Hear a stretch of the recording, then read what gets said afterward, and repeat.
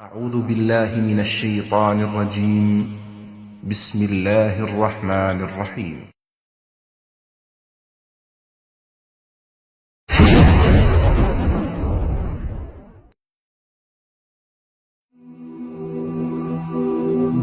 মৃত্যু এমন এক বাস্তবতা যার থেকে কেউ পলায়ন করতে পারবে না। প্রত্যেকটি প্রাণীকেই মৃত্যুর স্বাদ আস্বাদন করতে হবে। আল্লাহ তাআলা পবিত্র কালামে মাজিদে ইরশাদ করেন, কুল্লু নাফসিন যায়িকাতুল মাউত, প্রতিটি প্রাণী ওই মৃত্যুর স্বাদ আস্বাদন করবে। কুল ইন্নাল মাউতাল্লাযী তাফিররুনা মিনহু ফাইন্নাহু মুলাকীকুম, হে নবী আপনি বলে দিন, মৃত্যু যার থেকে তোমরা পলায়ন করছো সে অবশ্যই তোমাদের সাথে সাক্ষাৎ করবে। আইনামা তাকুনু ইউদরিকুমুল মাউত ওয়ালাউ কুনতুম ফি বুরুজিম মুশাইয়াদা, তোমরা যেখানেই থাকো না কেন মৃত্যু তোমাদেরকে পাকড়াও করবেই, যদিও তোমরা সূর্যদুর্গে অবস্থান করো। লিকুল্লি উম্মাতিন আজাল, ইযা জাআ আজালুহুম ফালা ইস্তাখিরুনা সাআতান ওয়ালা ইস্তাকদিমুন, প্রত্যেকটি জাতিরই মৃত্যুর জন্য একটি নির্ধারিত সময় রয়েছে।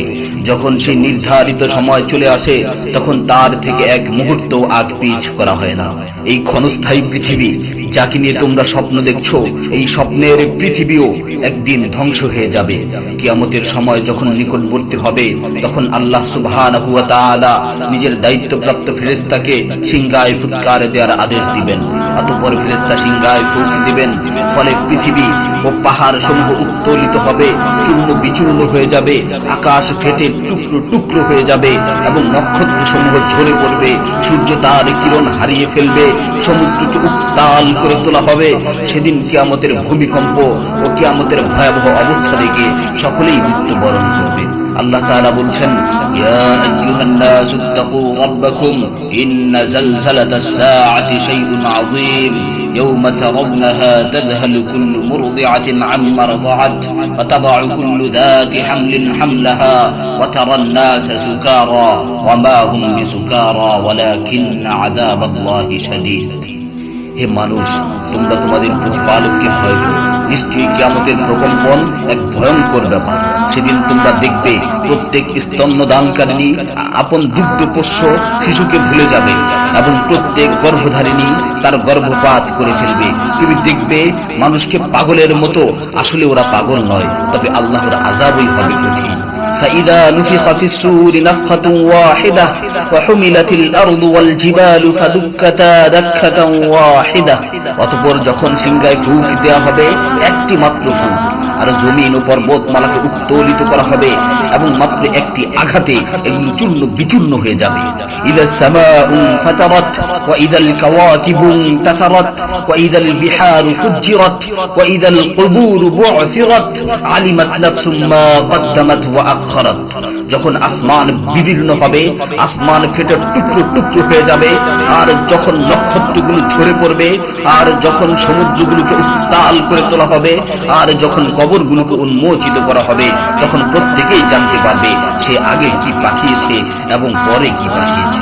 সেদিন কিয়ামতের ভয়াবহতায় আল্লাহ সুবহানাহু ওয়া তাআলা ব্যতীত প্রতিটি প্রাণী প্রাণ হারাবে।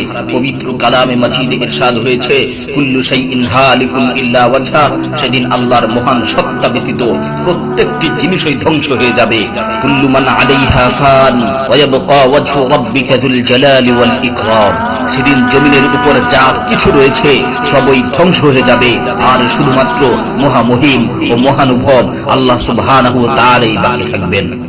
তাফসীরে ইবনে কাসীরে বর্ণিত হয়েছে, যখন ইসরাফিল আলাইহিস সালাতু ওয়াস সালাম সিংহায় ফুৎকার দিবেন তখন সকলেই মরে যাবে।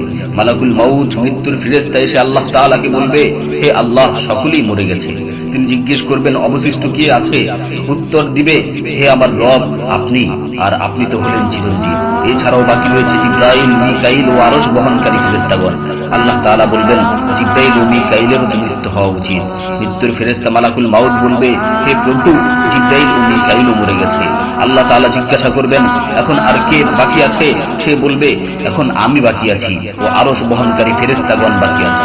তখন আল্লাহ তাআলা বলবেন, আরশ বহনকারীদেরকেও মরতে হবে, তারাও মরে যাবে। আল্লাহ তাআলা আবার জিজ্ঞাসা করবেন, এখন কে বাকি আছে? মালাকুল মাউত আজরাইল আলাইহিস সালাতু ওয়াস সালাম বলবেন, হে আমার রব, এখন আপনি বাকি আছেন এবং আমি বাকি আছি। তখন আল্লাহ তাআলা আজরাইল আলাইহিস সালাতু ওয়াস সালামকে বলবেন, তুমি তো আমার মাখলুক, সুতরাং তুমিও মরে যাও। তিনি তৎক্ষণাৎ মরে যাবেন এবং শুধুমাত্র আল্লাহ তাআলাই বাকি থাকবেন। অতঃপর আল্লাহ সুবহানাহু ওয়া তাআলা জমিনকে ভাঁজ করে ফেলবেন এবং তিনি 3 বার বলবেন, আনাল জব্বার, আনাল জব্বার, আনাল জব্বার, আমি প্রতাপশালী, আমি প্রতাপশালী, আমি প্রতাপশালী। অতঃপর তিনি 3 বার জিজ্ঞাসা করবেন, লিমানিল মুলকুল ইয়াউম, লিমানিল মুলকুল ইয়াউম, লিমানিল মুলকুল ইয়াউম, আজকের রাজত্ব কার, আজকের সার্বভৌমত্ব কার, আজকের আধিপত্য কার? জবাব দেওয়ার মতো কেউই থাকবে না। তিনি আবার উত্তর দিবেন, লিল্লাহিল ওয়াহিদুল কাহ্হার, আজকের রাজত্ব, আজকের সার্বভৌমত্ব, আজকের আধিপত্য পরাক্রমশালী একমাত্র আল্লাহ। ইবনে ওমর রাদিয়াল্লাহু তাআলা আনহু হতে বর্ণিত অপর এক হাদিসে ইরশাদ হয়েছে, কিয়ামতের দিন আল্লাহ সুবহানাহু ওয়া তাআলা আসমান জমিনকে ভাঁজ করে নিজ হাতে গুটিয়ে নেবেন। অতঃপর বলবেন, আনাল মালিক, আনাল জব্বার, আনাল মুতাকাব্বির, আমি বাদশা, আমি প্রতাপশালী, আমি অহংকারী।